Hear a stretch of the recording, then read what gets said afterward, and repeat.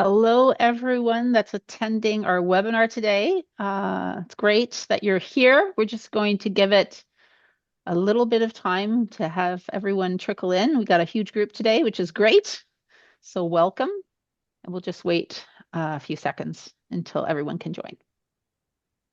Okay, I'm going to start because we're going to start with some housekeeping anyway. So as people join, we'll just go through some introductions and some housekeeping rules to start. So again, welcome everyone to the Rethinking Shrinkage webinar.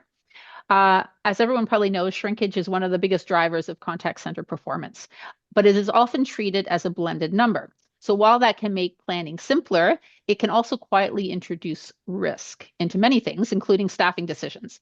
So we will be discussing today where assumptions can create operational exposure. So hopefully everyone will enjoy the conversation. So just a few housekeeping rules to start. We are recording today's session, so just make note of that. If there are any questions, please feel free to add them into the chat, but we will have a Q&A session at the end for you to ask any questions and have our experts answer. There are going to be polls. We're hoping everyone will participate in our interactive polls today. And chat is always open if you want to ask questions in the chat, like I said. And then at the end of this webinar, everyone will be receiving an automated feedback form in their email. We would love, love, love for you to fill it out because your feedback is what helps drive future webinars and we can make them better as we go. So please, would love everyone to fill in that feedback form when you get it. So today we are joined by three experienced contact center operations leaders, and they are going to be talking about what they really think about shrinkage. And I'm going to get each of them to introduce themselves briefly. So, Mark, why don't you go first?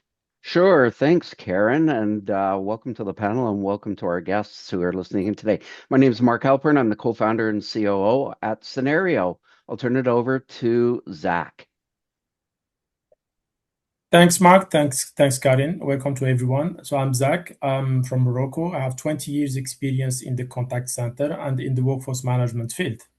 And I'm happy to be there today. Thanks, Zach. And Les? Hi, I'm Les Nichols, a Supervisor Contact Center Operations for Enbridge Gas, Ontario. I've got 22 years of contact center experience. In the past 12 years, I've spent specifically in workforce management. Great. Thanks, Les. Thank you all for those introductions. Really excited about today's session. So in today's session, we are actually going to be focusing on a few things. Why assumptions matter at a leadership level, along with really truly understanding where the risk actually sits within your operations, and about the productivity gap and why paid hours don't necessarily equal productive hours. So Zach will be talking to that. And hopefully, by listening to a leadership perspective from all these great experts on our panel today, you are going to leave today's session better equipped to perhaps challenge some assumptions, understand how impactful shrinkage can be, and also reduce risk in your own organization when plans don't necessarily play out the way you expect them to play out. So everyone here at today's session, just as a reminder, is going to receive early access to a really great shrinkage diagnostic tool. It's going to be delivered into your inbox after today's session. So stay tuned for what is coming. And so I'd love to just dive right into the conversation today since I know we have a lot to cover. So the first question, when we talk about shrinkage in a contact center, what are we actually referring to and why is it so often misunderstood? And I'm going to throw this question over to Mark. Yes, thank you. You know, it just boggles the mind. Like after 30 years of experience in the contact center business, running operations, doing contact center optimization as a consultant, and now with Cinareo, just how misunderstood shrinkage really is. And, you know, even to the point where, you know, people don't even focus on it, don't understand it, don't understand the implications of it. When we talk about shrinkage, it's really a generic term for non-productive time. And so many different organizations have different types of names for it. It could be availability loss, it could be productivity loss, indirect time, capacity erosion, non-service time, operational drag, staffing dilution. So, you know, with all these different names, it's no wonder that even though there's some understanding of it, they may not also understand the various components of it. And there's so many different types of shrinkage as well. Well, two in particular, in office and out of office.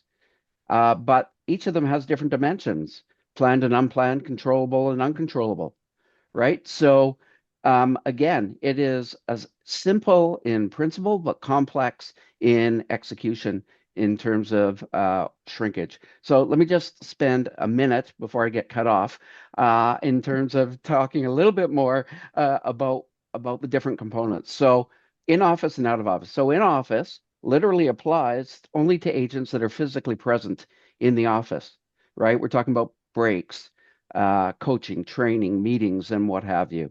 And on short-term training, not training that takes them away for a day. Out of office, as the name implies, is when agents are not available at all for the day, right? It could be because of sickness, vacation, or what have you. The other dimensions associated with in office and out of office are planned and unplanned.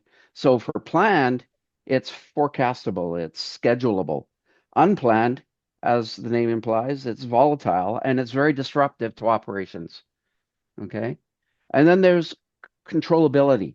So some shrinkage factors, and we'll dive deep into more shrinkage factors, are controllable, somewhat controllable or partially controllable, as well as completely uncontrollable. So again, throughout the session today, we're going to be diving deep into each of those components, and I'll leave it at that. Anybody else have anything to add? Well, a few things there, Mark. I mean, you mentioned, unplanned is chaos, but when you have enough unplanned data, you can kind of plan for the unplanned, right? Plan for the unplanned.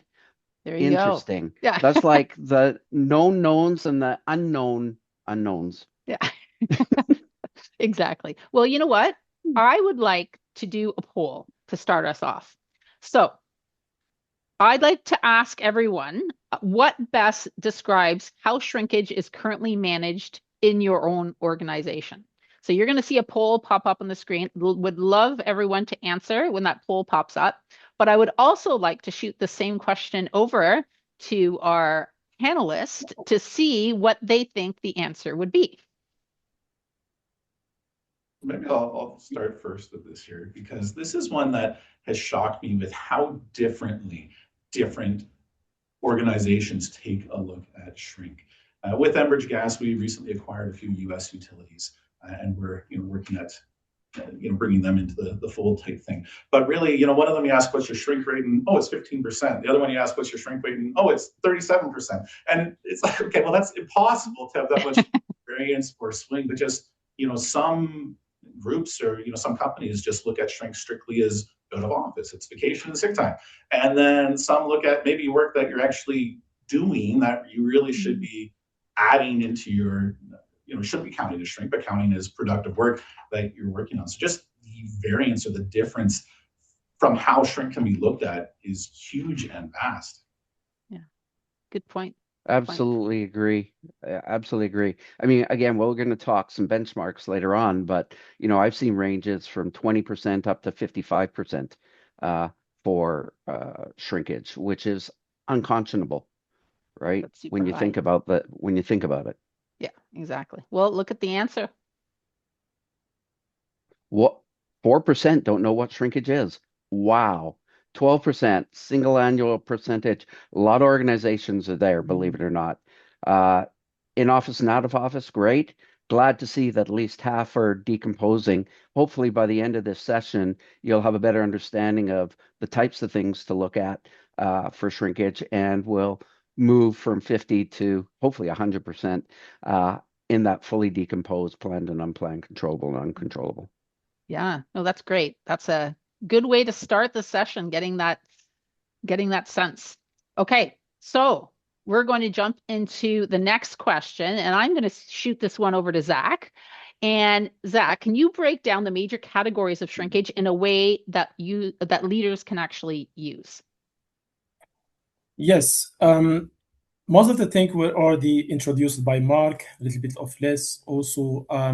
But what is important for me also to introduce is the predictability. So whenever we are talking about planned or unplanned, we have this particular component, which is, are we able to predict those numbers for the future? can we control that or not? Because it can be a level of performance or can be only some numbers that we will manipulate without even having a map. In out of office, public holidays, vacation, those are two components very clear. Depending on each country, you will have very defined thresholds, and that's fine to predict. Sickness also, we can distinguish between two parts of sickness. That first two days, the unexpected sickness, and whatever else later is 30 days or long term in general sickness. So that's everything we can control. This is falling under the planned and the unplanned absence. This is what we can control, and this is a little bit of what we cannot predict, what we cannot control. Most of the time, this unplanned absence is also a symptom of how people are behaving inside the company, why they are absent. It's not only for those categories, but sometimes they are just unhappy for one day, so there is no show. For the second category, which is in office, this is a pure management. This is pure management inside the company. When it comes to paid breaks, this is at least to allow everyone to breathe between calls, to breathe every 2 hours, for instance. This is essential to have a low occupancy to avoid burnout, and this is fundamental for every country. Training is contextual, coaching as well, but those moments are very necessary to have between the agent, their manager, to manage the overall performance, to keep the morale, and that's very important. The most important about these categories is simply taking enough time to put an analysis, a diagnosis of what are all the fields we do have inside the unproductive time. And from there, we take it to that matrix. And I like it a lot, Mark. What I can control, what I cannot control, what I can predict, what I cannot predict, and taking it from there and making it a successful story.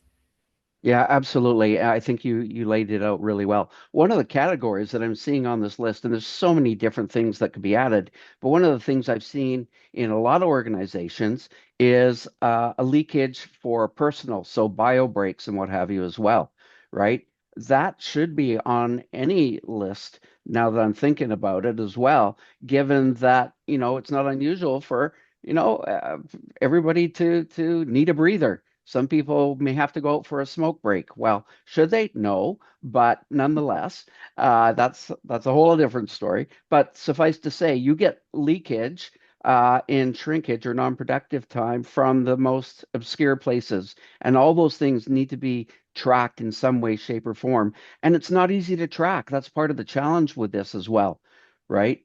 You have to dive deep into your CCAS or WFM platforms, into your timekeeping, time management platforms, whatever you're using, and cobble all this information together so that you can get a holistic view of the shrinkage factors themselves, as well as the time loss for each of those factors. Good point. And guess what, Mark? I will just add one sentence. In some exotic countries, Spain as example, they do have an off-screen time. Every hour, they need to take 1 minute or 2 minutes off screen, and this is only specific for that country. So we need to be close to the culture, close to the company behavior to put that diagnosis. It's the fundamental to start our plans. Yes. Good point. Yep. Yeah, really good point. In fact, if I may, just one other thing to add, and this is why we're going to run the full hour, is that I actually had a client when we were doing our consulting work that added 5 minutes per hour whenever there wasn't a break to give people a chance to catch their breath, right? Because they were running in the high 90s for occupancy. Wow. Yeah. Okay. So very good point, Zach. Yeah. So I'd like to ask another question of the group here is we really want to get a sense on what your own estimated annual shrinkage rate is.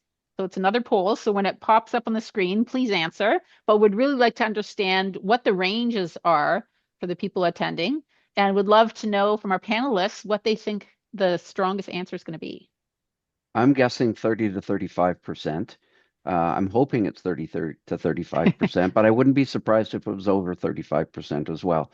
Depending on your organization, like BPOs, for example, are very focused on non-productive time. So I would expect anyone from the BPO world to be in the under 25 or 25 to 30, but everyone else, again, Okay. we have a client that is running shrinkage at 55%. So yeah, Wow, So that's big. I'm keen to see too if anyone's under the 25%. Because if you're under the 25%, what are you not capturing in your shrink rate That's a today? good there we point. go, That's what you're Les. Exactly. Lower isn't necessarily better, and you're missing something. And how many people have no idea, too? Because that would be worrisome Yes. as well if you're not really sure what it is. Okay. From my side, I think about two things. There is a norm, Mm, 25 to 30%, but this is for a mature model. Um, but I'm not surprised when I see the 30, 35. They mm. just need to fine tune these numbers. Some people have no idea, though, as well. That So, is really interesting. mhm. And I guess the question is why? Why don't we know?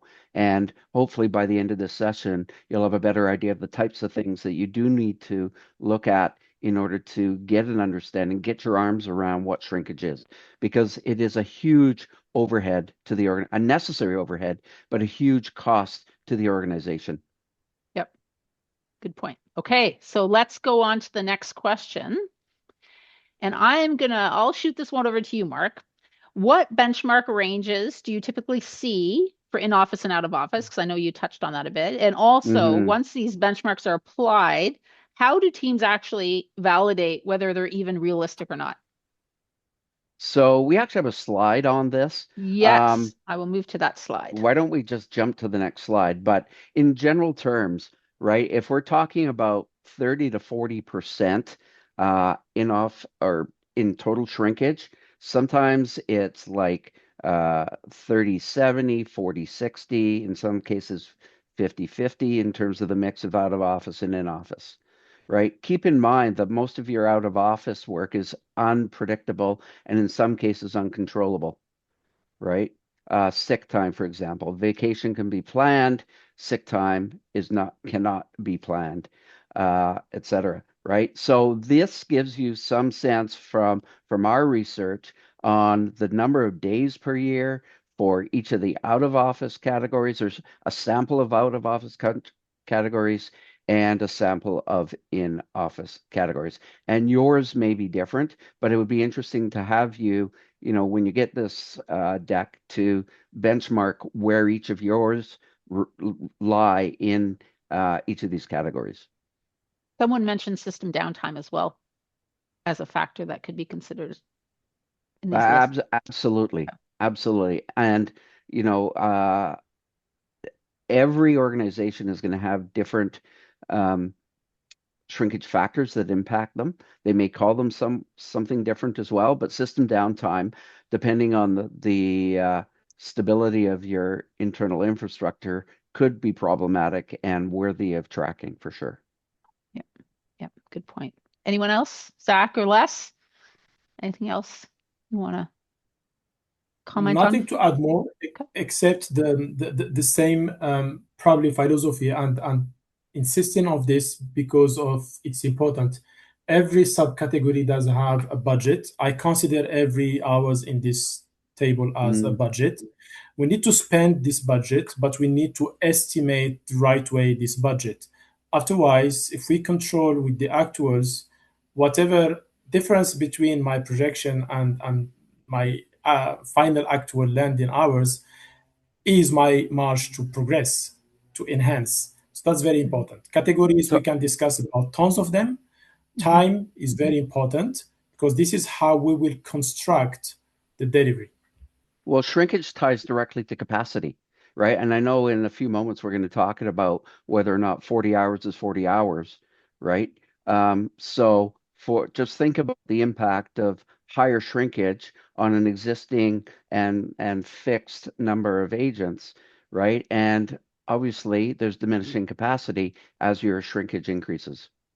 Yeah. Someone Yes. mentioned off cue work adds to their shrinkage as well, and also client meetings. So that's another one So that could be added.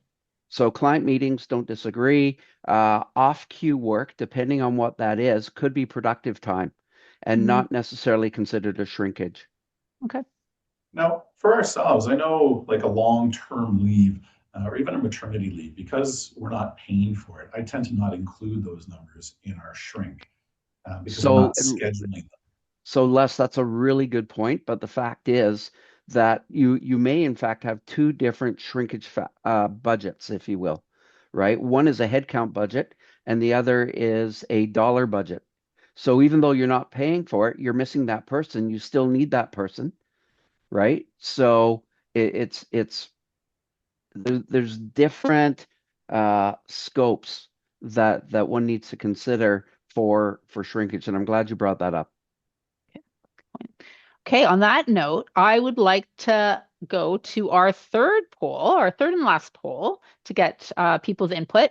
Which area contributes most to excess shrinkage in your own operations? So as that poll pops up, I'd like to ask you guys what you think the answer is going to be out of this list. Well, this is exciting. I can't wait to see where everyone falls with this. What do you think, Les? What do you think is the winner? Well, I guess it depends on the organization, because if you're managing poorly, I mean, poor intraday adherence could be very strong. If you're on top of that, then that should be very, very low. Lack of visibility could definitely be something that impacts organizations if they're not looking closely at that. And excessive meetings and trainings. I've heard of some organizations that allow a supervisor to go pull somebody offline just ad hoc for coaching or for other types of things. That stuff at all, the more you plan for that, the tighter your operation is. What I find fascinating, if you peel back the onion a little bit, is that there's some finger pointing potentially going on in here, right? Is it the problem of workforce management, or is it the problem of operations in execution, right? Is it a planning problem or an execution problem? And in some organizations, it's both, right? You can have the best laid plan, but if operations isn't executing, which I hear a lot, Yes. right? We hear a lot, don't we, Karen? Yep, we Right? do. So it's problematic. On the other hand, if planning, if there's poor planning and lack of insight and understanding of shrinkage, what can operations do? What are they You got to working work together. towards? Got to work together. Got to work together. Oh, Wow, wow. look at that. Wow. Now, what's curious to me is unplanned absenteeism a pain point from the perspective of not planning for it, or the fact that even if the best laid plans, you get more than what you planned for, right? So there's two different components from my perspective. What about you, Zach, or Les? I This think there is surprises a me. This surprises me. I think there is a big correlation between unplanned absence and lack of visibility or reporting. Because again, if we don't measure the right way, we don't control, and then it becomes our really pain point. So unplanned is whatever outside of our control. And if we even don't have the ability to measure it, then how can we control it? So I'm not surprised to see unplanned absence. That was also my thought. But the correlation is very high with the reporting and the visibility. It's funny with the absenteeism one, because that is one that if you don't properly plan for it, then that starts becoming your excuse. Oh, we failed today because we had so many people call in. Oh, but when that's happening all the time, it's like, okay, there's obviously a problem here. You're not forecasting correctly for the amount of absenteeism that you're going to have on a regular basis. You have to build that plan. You know what'd be really fascinating is to slice this a slightly different way if we had the ability to. One is a workforce manager's perspective versus an operation manager's perspective, right? And I'm thinking that there's a lot of operations folks on the call who, say, gee, I've got a lot of unplanned absenteeism. Totally get it. I mean, it's the bane of a contact center manager's existence, right? From a workforce management perspective, it'd be interesting to understand if the response is different. Zach, what are your thoughts? Exactly the same. Unplanned. Well, let's try to just rephrase it in a different manner. when we talk about unplanned, there is also a factor of management behind, right? People are not there. There are reasons why they are not there. If there is no communication, sharp communication, and good exchange between workforce management and operation, then no one can control or can predict this level of unplanned absence. So at the end of the day, it's not a problematic of only management or a problematic of only workforce management.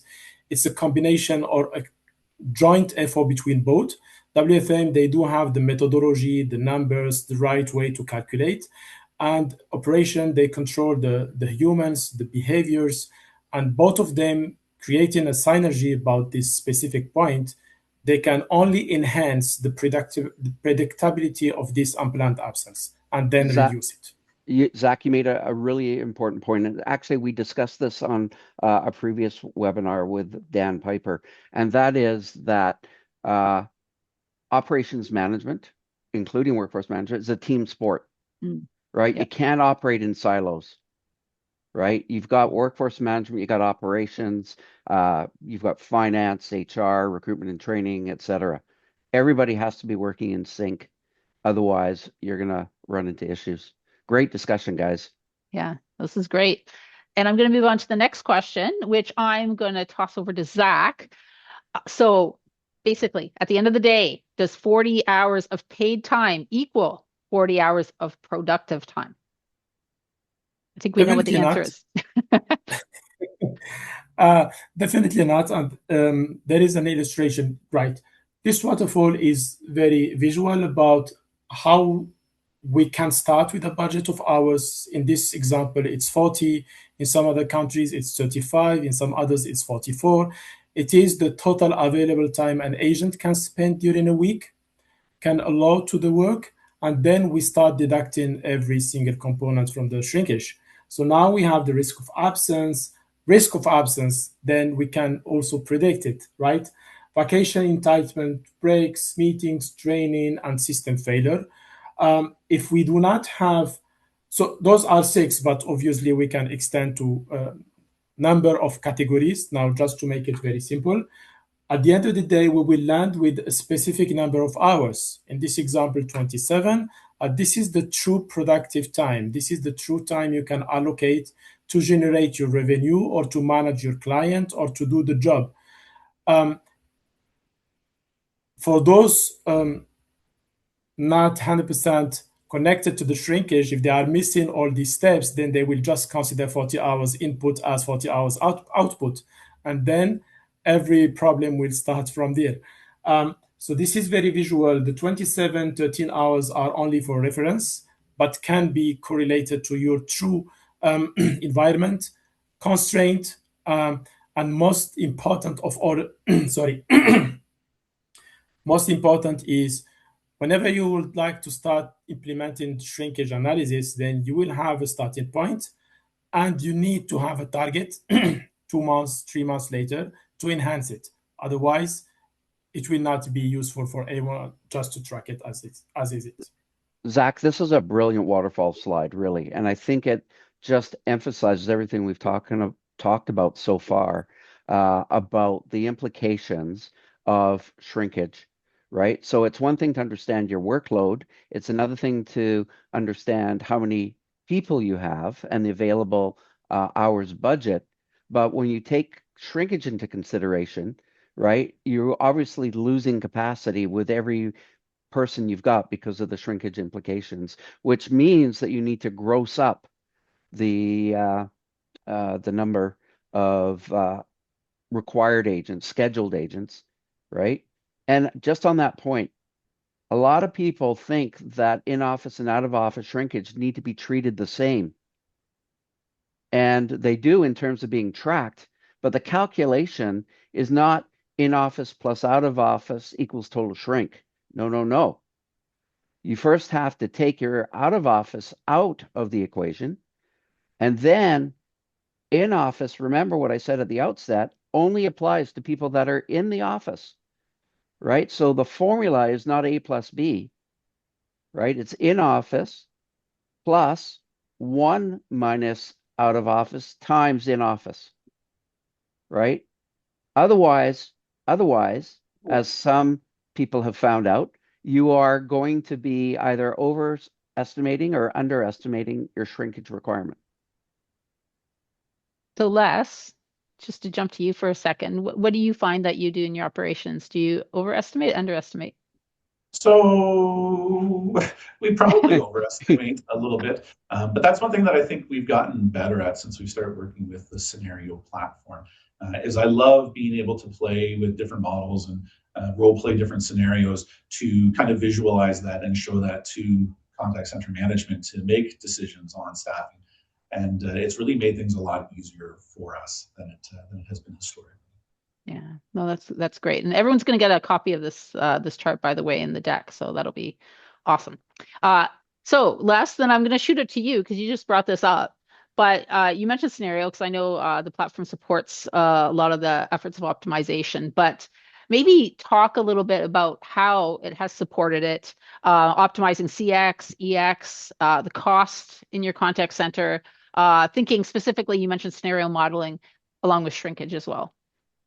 Yeah, and really before Cinareo for capacity planning, we were running everything out of Excel workbooks and doing a lot of things manually.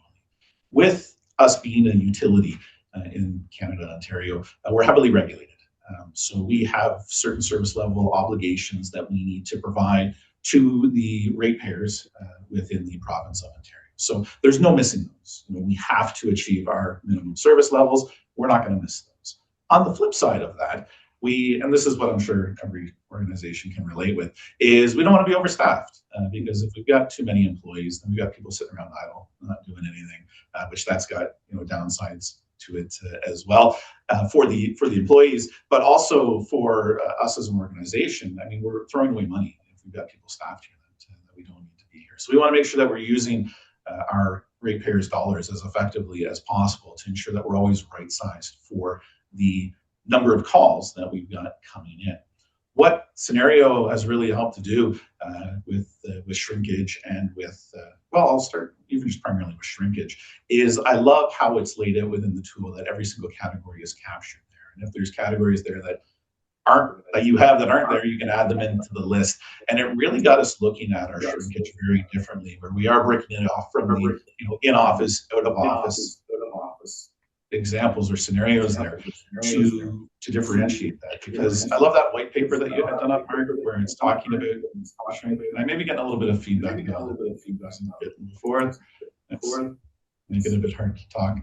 But the really truly understanding shrink, and that if somebody is if you got 10% of your workforce on vacation a particular week, you don't also need to factor in shrink from breaks for that, because they're not here to take breaks, so you can remove that from the calculation, which ends up freeing up FTEs that way. I really love how the tool itself has helped us to build out models and really show management, here's 3 different scenarios if things go different paths, if there's a particular event that's taking place and it's going to have an impact on call volumes or on our handle times, we can, within seconds, really easily model those differences that it's going to have to our headcount requirements, so that we can make those decisions well in advance of needing them versus being reactionary, which we probably were more reactionary previous to this, but making those educated decisions in advance to ensure that we're staffed properly to support our customers.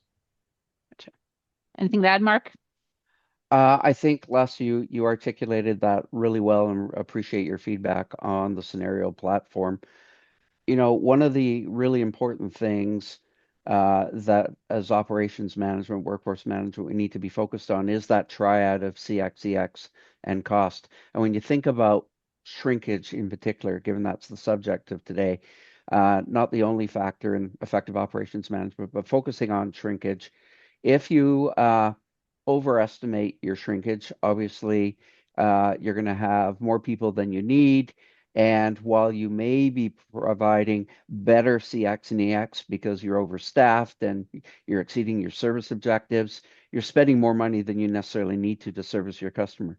By the same token, if you underestimate your shrinkage, the reverse happens, where you're saving money, kind of, sort of, because then you're going to run into issues with degrading service service levels, diminished customer satisfaction, worsening employee satisfaction, employee experience, because occupancy is higher, attrition could be higher, which drives lower productivity when you onboard new people. So folks, shrinkage really, really is a critical factor to focus on, especially again, if we look at the benchmark that we saw that the majority of people are in the 30 to 35% range, that's a huge overhead burden on the company. So even 1% can make a huge difference. And we're going to actually show you a chart on the implications of getting shrinkage wrong, right? So, but before I talk about this in general, Zach or Les, anything to add? No, I do just want to throw a little plug in though. The Enbridge gas customer satisfaction is industry leading. We are in Maine. Very, very happy there. Well, they've got fantastic management There such you as go. yourself there, right? Who gets it, right? So that's fantastic. So look at this chart, folks, right? So what we did is run a bit of a model in Cinareo looking at, let's call it the realm of the probable. So for example, at different agents of levels, we assumed a $50,000 agent salary. Obviously, it'll be plus or minus depending on the region of the world you're in. The total salary, we put in a shrinkage variance of 2.85%. And you know what? It could be plus or minus. So it could be an overspent or it could be an underspend, but there would be corresponding costs from a CX and EX perspective anyway. But look at the implications of a mere 2.85% shrinkage variance. So if we forgot or if we ignored, for example, system downtime, as somebody suggested, or FMLA, or perhaps schedule adherence or compliance, which some people don't include in their shrinkage, right? There is a cost associated with that, and it adds up really, really quickly. Zach or Les, anything else to add to this? The cost of getting it wrong? Yeah, it's because the cost of getting it wrong, okay, you're saving some bucks if you're under. But the impact it has to service level can be huge. And you only have to be down, one or two or three people less than what you need. And it starts to tank your service levels really, really strongly. So the savings from getting it right, from not being overstaffed, is incredible. But if you get it wrong and you're under, just being off a little bit can have devastating impacts to your service.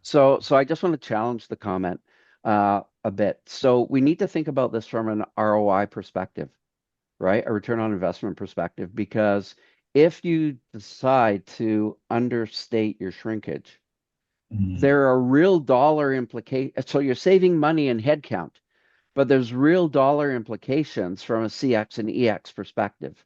You're shooting yourself in the foot, honestly. And we've seen this time and time again. I experienced it in operations. I experienced it in our consulting gigs around the world, right? It is a key factor that needs to be closely managed and balanced, right? So just because you can save a penny does not mean it's really going to hit the bottom line, because there are real customer satisfaction, net promoter score, customer loyalty, customer attrition, as well as employee attrition implications. Exactly that. Yeah, good point. So, Mark, this view is very, very important and clear, but there is also the view on the morale of agents. Occupancy will jump to the roof, and you will pay it with higher EHT, you will pay it with a lot of leakages in terms of oxes and so on. So at the end of the day, bad planning or variances in terms of shrinkage, if not controlled, they will literally destroy your margin, your customer experience, your CSAT, your everything. So at the end of the day, that's called really the backbone of everything, not for just to say it, because it is reality. Shrinkage is the most important factor in contact center, at least. So Zach, you and I have a BPO background, right? We understand the implications, and when you are focused on profitability, right, and the margins are very small, shrinkage is that lever that you really need to focus on. Of course, you want to make sure you're providing a quality product with the people you have, but at the end of the day, it's that non-productive time that needs to be carefully managed because you can't adjust your bill rate, if you will, to your customers. Deepak raised a good point here in the chat that shrinkage must be engineered correctly, and then it isn't capacity loss, but capacity conditioning. Very important for Ooh, morale. I love that. Mm-hmm. I love that. Excellent. Yeah, very good. So I'd like to ask, I'll start with you, Mark, but I'd like to ask each of you, because we're going to have a Q&A. So if anyone has any questions, would love to hear from you. But if people had one key takeaway when they're thinking of shrinkage, what would it, in your view, what should their key takeaway be as a result of this discussion? So it used to be said that oh God, it's already escaped me.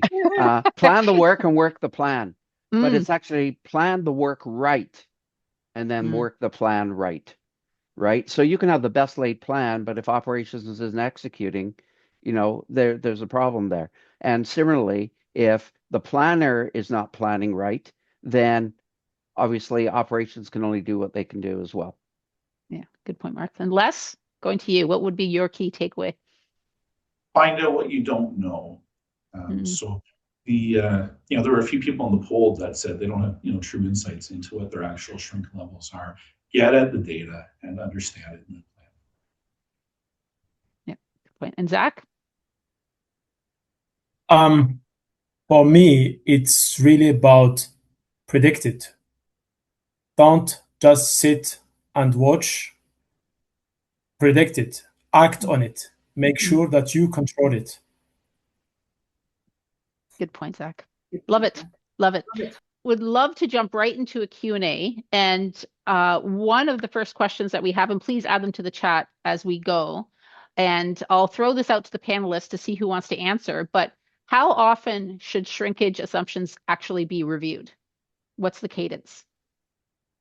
Yeah, I'll jump in on that as often as you can afford to do so. I know with ourselves, we're looking at it weekly because it's if we plan it out next week, it helps a whole lot to know what's been going on this week.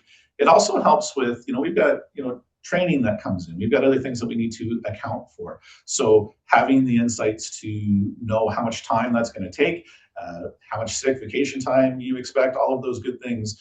The more frequently that you review this, the more accurate you can be with your plans. Good point. Mark or Zach? I would go with this. Measure it daily. We always need to have the data on a daily basis, no matter how. But only review it weekly, because you need to see the full picture of a full week to have a good picture of that behavioral agents. If we over evaluate or measure the gap between planned and actual on a daily basis, then we will just dilute the conclusions. But if we just have a frequency in weekly plus monthly, this will be perfect, because behind the measurement, we need to project the action plan, and that cannot be done only by looking at yesterday. So, Mark, let me throw another question by you that's come in. When is shrinkage a planning problem versus an operations problem? Shrinkage is a planning problem when, as we've talked about, you don't do the due diligence and understand what your shrinkage factors are and what the values associated with each of those shrinkage factors are. I think one of the points I want to layer on to the last question is that if you think about workforce management as a life cycle, right? You've got gathering, analyzing data, you've got forecasting, capacity planning, scheduling, intraday management, and reporting, right? There's a cadence associated with each of those components, right? So gathering and analyzing data is is an ongoing thing. Capacity planning, you can think of from a short, medium, or long-term strategic perspective, right? So with your long-term plan, You need to be looking at the past year and the trends. And oh, by the way, one of the things we didn't talk about is seasonality. Yep. Shrinkage has seasonality, folks, from week to week, month to month, right? There's sick time seasonality in the winter months, and depending on the geography. There's vacation seasonality. People love to take summer vacation or winter vacation, holiday vacations, and what have you. When there's not enough sick time, guess what? People tend to take, or vacation time, people tend to take sick time. So these are some of the things, some of the dimensions that need to be looked at. Back to the time horizon. So from my perspective, at a minimum, every time you're running a short-term plan, a mid-term plan, or a long-term plan, you should be recalibrating your shrinkage and making adjustments. And with a platform like Cinareo, it makes it very easy to do so. Doesn't mean you change your base plan, but it allows you to track the trends and understand why you're off budget, if you're off budget. Okay. So should shrinkage targets differ by role or skill or no? Shrinkage targets will definitely differ. I shouldn't say definitely, that was very emphatic. Shrinkage targets can differ between, for example, front and back office. Right? Shrinkage targets will differ if you have got a very mature organization or a very mature with very low attrition, because you may not need as much training and coaching and what have you, versus an environment that has very high turnover. Right? So it's a really good question.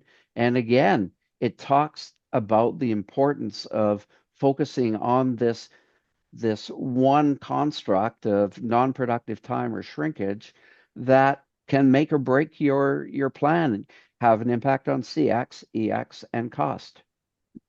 Another question that just came in is, should trends be taken into account, just like forecast?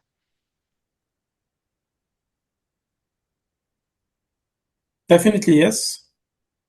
Because even in terms of shrinkage, take seasonality is a very big factor, but take as example the back to school. So every year we have this back to school around September, October, depending on the countries. And every year we will have parents are asking for more hours to be out of office. So this something was before unplanned, now becomes planned. So yes, trend is part of shrinkage as it is part of forecast. So let me just say there's a couple of questions in the chat as well. One of them around shrinkage should be treated as a forecast. Absolutely. In fact, every single component that goes into a plan should be forecasted, whether it is not just volume, not just average handle time, but new hire learning curve, shrinkage factors, attrition, work arrival pattern. These are all forecast inputs. So, at Cinareo and, back in our consulting days, we were always promoting the fact that you should be forecasting absolutely everything. Everything. Good point. Good point. Another, Deepak had a good point in here too, that shrinkage is both a planning and an operational problem, begins as a planning design issue and shows up as an operational outcome. And that ownership of it sits within operations. So again, this gets back to the whole notion of operations management or workforce management being a team sport, right? Everybody has to be completely aligned and in sync. With this one too, I like having them both sit with different groups as well, because it's good for those groups to challenge each other. They should constantly be challenging each other, because iron sharpens iron. But at the end of the day, you got to work together. But it's good to, again, question and challenge and push, because it builds the best. In a respectful way. Absolutely. So once you've modeled your shrinkage, then how do you actually measure it? How do you determine if your projections are realistic, or are they challenging, or are you absolutely completely off? How do you measure it? I throw mine in a scenario and then compare them afterwards. Okay. Cinareo is a great platform. We appreciate that. Yes. Yeah, well, exactly, because not only do you have the ability to plan within the platform, but you can also ingest actuals, right? Yeah. Either directly from a workforce management or CCAS platform, or manual entry or upload. So it is important to determine and track the accuracy of your plan. And so the platform is not just a planning platform, but it's an accountability framework platform as well that gives clear line of sight into planned and actual performance across every dimension, every measure that is input as well as output. So I'm going to ask just one final question, just to kind of wrap up the session today, which has been great conversation, by the way. Hi, But Karen. Can you please check the Q&A box? There are a couple of questions from the a box. couple of questions. Oh, I will do that too. But so this question is, how do you balance shrinkage reduction with agent experience? And then I'm going to go to the Q&A box.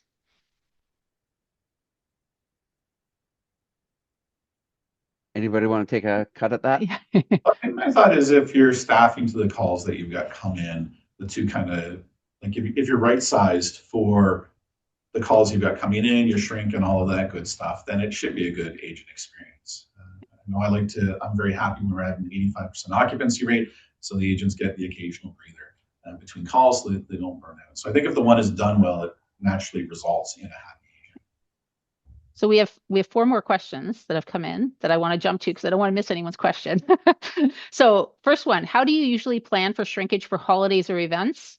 Like, for example, the upcoming Valentine's falls on a Saturday. It might drive a lot of absenteeism. What should be the basis of your forecasted shrink or something like that?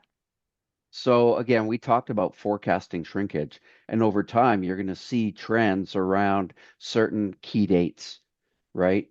So a lot of platforms today, workforce management platforms, will have a fixed shrinkage factor that just gets generically applied to every day, every week, every month of the plan. But the reality is there is seasonality, and whether it's Valentine's Day, New Year's Day, Christmas, what have you, shrinkage varies. It varies week to week, month to month, day to day, in fact, right? So depending on the level of accuracy or predicted accuracy that you want in your plan, the more granular you need to get. Another question was the challenge that's faced as a WFM manager is to break down shrinkage planning at a more granular level and how to mitigate it. For example, project level, shift level, dig level. So that's a challenge. How would you address that challenge? So a lot of modern workforce management platforms have the ability to track activity codes, exception time, and what have you, down to the interval level. And so, for those high-performing organizations that are very mature in their workforce management processes, do exactly that. Zach, Les, your experience, your thoughts? I guess it depends on what the area of concern is with shrink. Like, is your high shrink due to absenteeism? Then that's where the deep dive into why is your absenteeism so high? Is it vacation time? What have you set for allotments for people off? Is that something that needs to be adjusted for? So I think a lot of that really has to do, like, if you're seeing problems in one area, maybe it is adherence to the schedules. What can you then do to dig into why that's happening and then take actions to address it from there? So one sure thing, a planner is kind of like a weather person.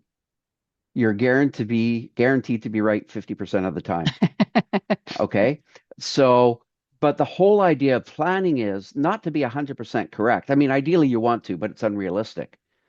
Okay. The idea is that you've got a baseline plan in which to measure against so you can understand what went well, what you could do better next time. Do well, do better. Another question, how can you plan for intermittent FMLA where agents come and go into your daily or long week shrinkage percentage? How can you plan for intermittent? Anybody want to take a crack at that? Okay, I In my will. experience, it's Go ahead, Zach. go ahead. No, Zach, please. You're the expert, man. No, in my experience, everything is based on rosters, agent rosters, when you can capture every single detail in advance, 3 months in advance, 2 months in advance, and whatever you have as data, you can use it to predict in a better way every single absence in the future. Yeah, to me, it's all about trending. The more data you have, the further back you can go. And of course, with enabling technology, such as Cinareo and AI-enabled models, you can run predictive analytics against your historical data to better understand what the future might have. But having said that, it's not always good to just rely on the historical past. You need to also understand what the realm of the possible in the future might be, right? I mean, forget shrinkage for a minute, talk about average handle time. Just because you have a historical average handle time does not mean that that's going to be your average handle time going forward, right? What if you have more attrition? Guess what? Their average handle time is going to be higher, their proficiency lower. Therefore, the overall weighted average handle time is going to be higher, right? So you have to take history with a bit of a grain of salt and layer on the predictive analytics and, quite frankly, a little gut check, tummy check to see if it makes sense. This is the last thing I want to mention, and Karen, you posted in the chat talking about Cinareo integrating to other WFM platforms. Yes, we integrate into any platform. Ingest if depending on the platform, we can ingest shrinkage. It is also a standalone platform, so either one Cinareo is capable of. So with a couple minutes left to spare, I just want to wrap it up. And again, if you guys have any last words, that's great. But I just want to thank everyone for attending. Just as a reminder, everyone will get a copy of the recording. And please, please fill in the feedback form that you will be receiving about the session. We really want to have more of these, and we want them just to get better and better. So hopefully everyone walks away with a better understanding of shrinkage. And we're really glad that you were able to attend today. So thank you very much. Thanks, everyone. Thanks, Les. Thanks, Zach. Yep. Thanks, to our Karen, for panelists. great facilitation. Appreciate it. Thank you. Great session, guys.